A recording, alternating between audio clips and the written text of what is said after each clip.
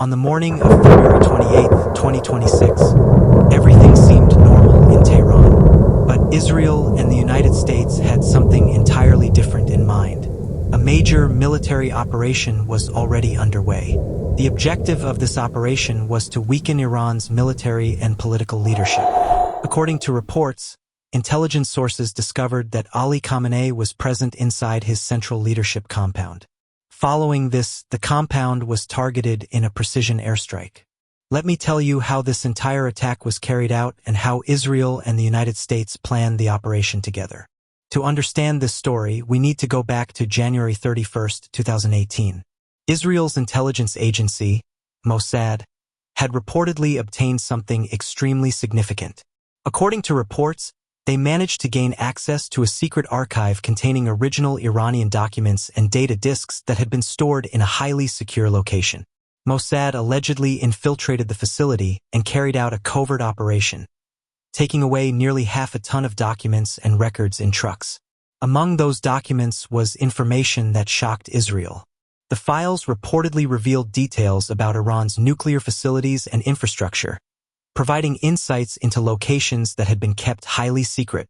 Despite having a large intelligence network inside Iran, Israel reportedly did not know the full extent of this information. One thing became clear to Israeli strategists. No matter how many nuclear facilities were attacked or destroyed, they believed the problem would not be fully resolved as long as Iran's top leadership remained intact. From that point on, plans reportedly began to focus on Ali Khamenei and the senior figures surrounding him. However, targeting Khamenei was far from easy. He was not just a single individual. He had the backing of the Iranian state and a large support base. For many people, he was more than a political leader. He was a symbol, a figure whose influence extended far beyond government institutions. Israel could not carry out such an operation alone. It also needed the support of the United States to reduce international pressure and strengthen its position on the global stage. As a result, Israeli officials reportedly began compiling all available intelligence, documents, and operational blueprints. They gathered ground reports, movement patterns, bunker layouts, security protocols, and other strategic information. The evidence and intelligence they had collected were presented to key allies and the international community. This helped Israel gain stronger backing from the United States, significantly increasing its strategic leverage. Many observers were reportedly surprised by the intelligence and evidence related to Iran's nuclear activities that had been brought forward. At the time, Ali Khamenei was reportedly based in Tehran, inside a highly secured leadership compound. Around 16 kilometers away, there was another protected area that could serve as a fallback location, including underground bunker facilities that could be used during emergencies. For Israel, developing intelligence infrastructure around these locations became extremely important because they believed that understanding these sites could provide critical insights into Khamenei's movements and security arrangements. Specialized Israeli intelligence units, including military intelligence teams and Mossad human intelligence operatives, reportedly shifted a significant portion of their attention toward monitoring these areas over the following years. In simple terms, Israel concentrated a large amount of its intelligence resources on gathering information related to these compounds. Surveillance and intelligence collection efforts reportedly expanded to include individuals connected to Khamenei's security network and daily operations. Reports suggest that investigators tried to build a detailed picture of routines, logistics, and activities surrounding the leadership circle. Every possible source of information was considered valuable in understanding how the security system around Khamenei functioned. Now, let's take a closer look at the area in Tehran that became the focus of so much attention. There is a major road in the city, and beside it lies a heavily protected compound covering roughly 30 acres. The site is approximately 620 meters wide and 770 meters long. This area is often referred to as the Leadership Compound or the Motahari Complex.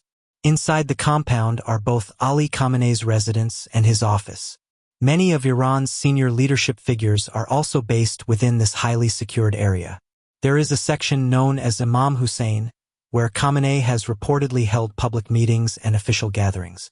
Nearby, several important government offices are located, including facilities associated with the Iranian presidency. Offices linked to members of Khamenei's inner circle are also situated within the complex. This gives an idea of just how strategically important the area is. As a result, it is protected by some of the country's most elite security units. The security system is reportedly organized into multiple defensive layers. The outer layer monitors a wide perimeter around the compound, while additional layers focus on tighter security zones closer to the leadership facilities. A number of specialized security units are said to be involved in protecting the compound, maintaining constant surveillance across the area. The facility is reportedly equipped with rotating surveillance cameras, frequency detection systems, mobile phone jamming equipment, anti-drone measures, and various defenses designed to protect against rocket or aerial attacks. Advanced security technologies are deployed throughout the complex. The compound itself is believed to have both above-ground and underground sections. So far, we've discussed the surface facilities. Now let's look at what is reportedly located beneath the ground. According to reports, beneath this area there was also a deep underground bunker. It was said to be located so far below the surface that it could take several minutes to reach it from the main compound. The bunker reportedly had 7 to 8 separate entry and exit points. These exits were allegedly designed to emerge near locations such as schools, hospitals, and mosques, allowing occupants to evacuate through routes that could provide additional cover and protection during an emergency. Israeli intelligence reportedly placed a major focus on understanding this entire area. Efforts were directed toward gathering as much information as possible about the compound's operations, infrastructure, and daily routines.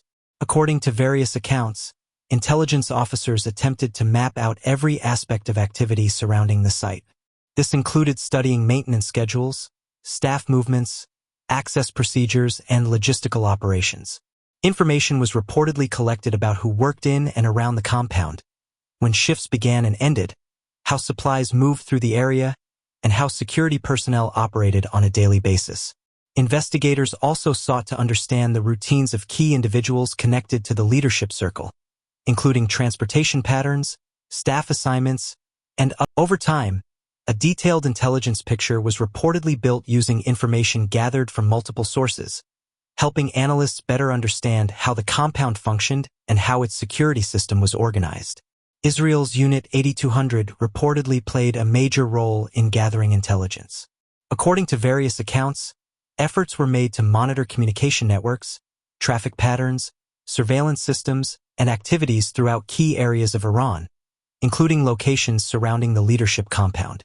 Large amounts of information were allegedly collected and analyzed, allowing intelligence agencies to build a more detailed understanding of movements and activities within the region. At the same time, surveillance was also conducted from space. Israeli reconnaissance satellites reportedly passed over the area on a regular basis, tracking changes and movements around the compound and transmitting data back for analysis. The United States is also said to have provided significant support. Advanced American reconnaissance satellites reportedly supplied highly detailed imagery, enabling analysts to study infrastructure, communications equipment, vehicle movements, and other activities around strategic locations.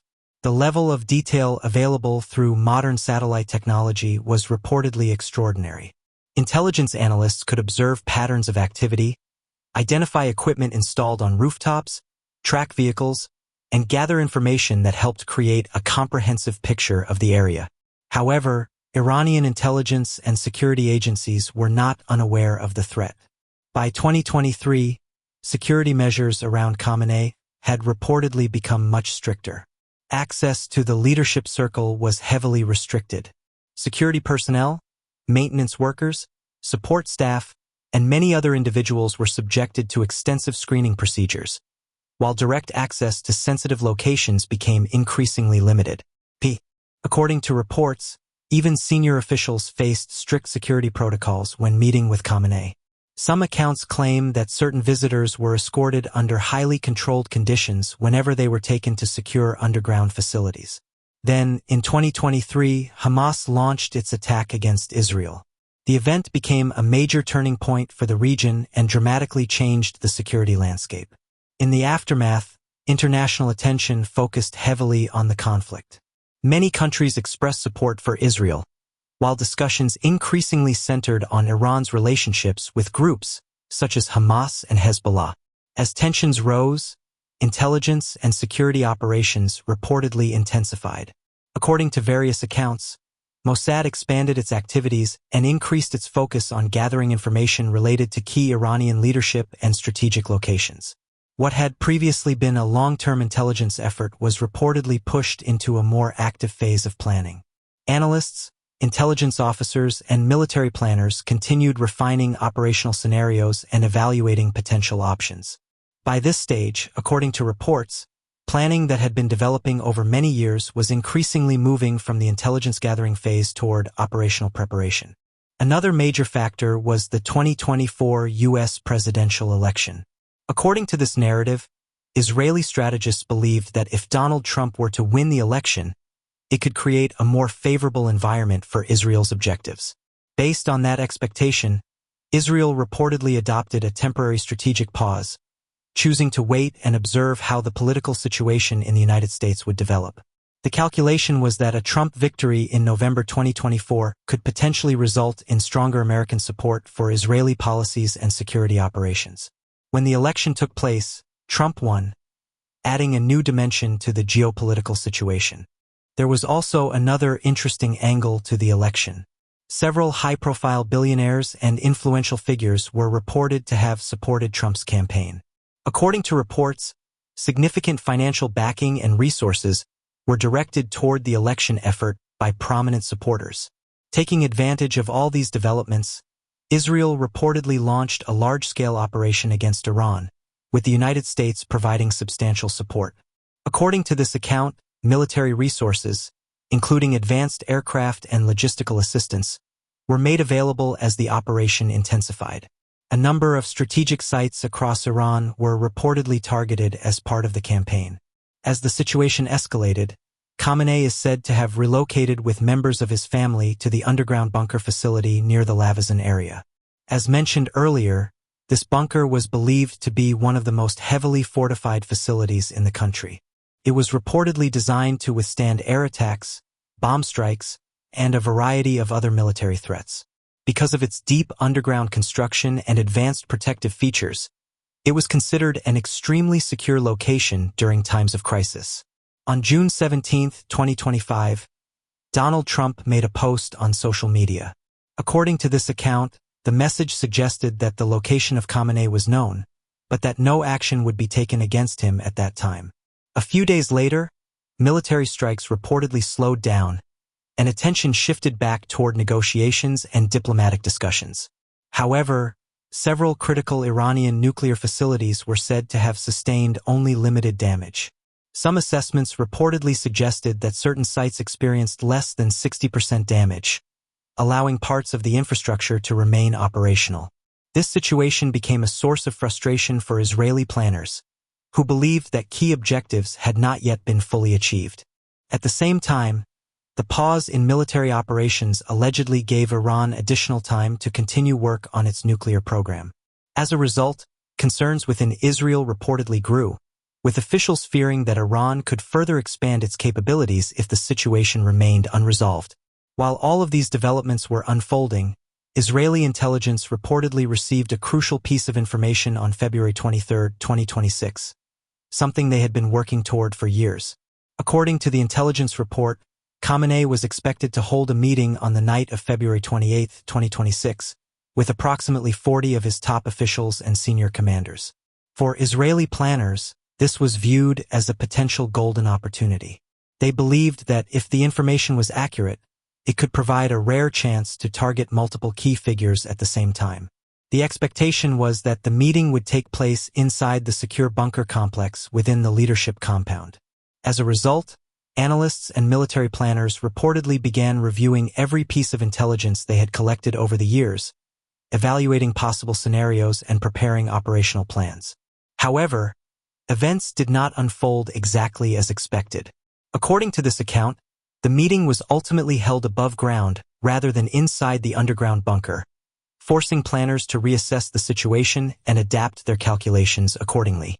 All of the intelligence gathered by Israel was reportedly shared with the United States, and American planners also began evaluating possible scenarios involving Khamenei.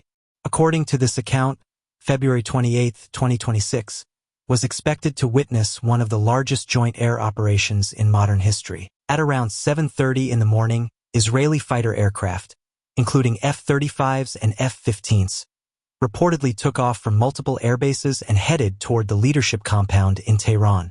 At the same time, American aircraft were also said to be moving into position. With forces deployed from both sides, attention turned to the operation that was about to unfold.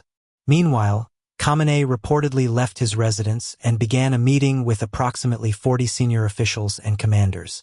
At around 7:50 a.m., Israeli and American aircraft were reportedly preparing to enter Iranian airspace.